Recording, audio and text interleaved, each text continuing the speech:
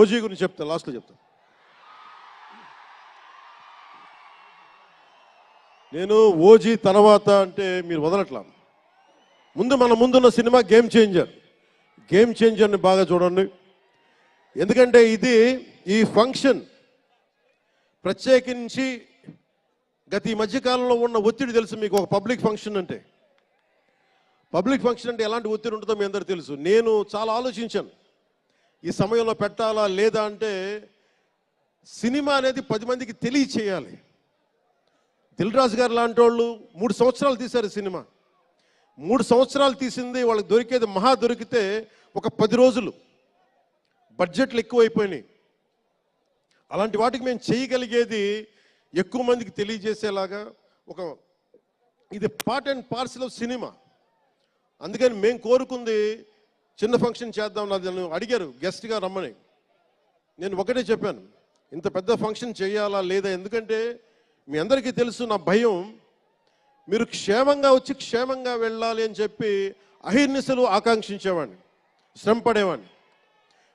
మీకు చిన్న దెబ్బ తగిలితే నా గుండె గాయం అవుద్ది. అందుకని నేను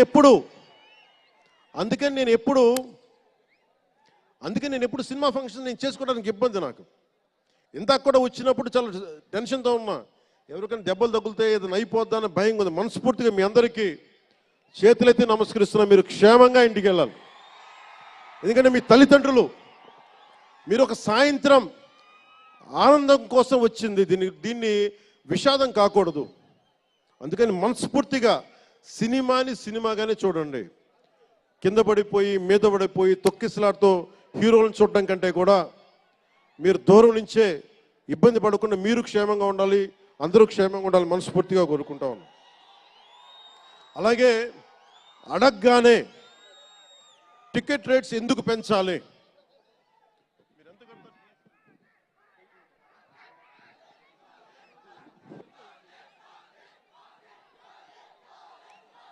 టికెట్ రేట్స్ ఎందుకు పెంచాలి అని చాలామంది అడుగుతూ ఉంటారు. ఒక నిమిషం. Thank you. సినిమా రేట్లు ఎందుకు పెంచాలని అడుగుతారు. ఈ రోజున సినిమా రేట్లు పెంచాలి అంటే it's a purely demand and supply. నాకు శంకర్ గారి సినిమా నేనే బ్లాక్లో కొనుక్కొని చూశాను చెన్నైలో. అది నా సరదా. అది అంటే నాకు ఇచ్చిన డబ్బులు నేను కొనుక్కొని చూశాను. ఇప్పుడు ఆ బ్లాక్లో వెళ్ళే డబ్బు ఎవరికి వెళ్ళిపోద్ది. అలా కాకుండా టికెట్ రేట్లు డిమాండ్ అండ్ సప్లై మీద ఉంటుంది.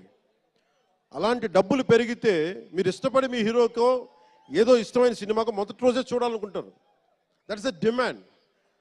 అందుకని ఎందుకు ఇంతంటే బడ్జెట్స్ పెరిగిపోయినాయి. తెలుగు సినిమా మొత్తం ప్రపంచపరంగా వెళ్తూ ఉన్నాయి. దీనికి డబ్బులు కావాలి అంటే పెట్టుబడులు కావాలి. మార్కెట్స్ పెరిగినాయి. అలాగే పెరిగిన ప్రతి రూపాయికి 18% GST కడతాం. ప్రభుత్వానికి ట్యాక్స్ వస్తుంది.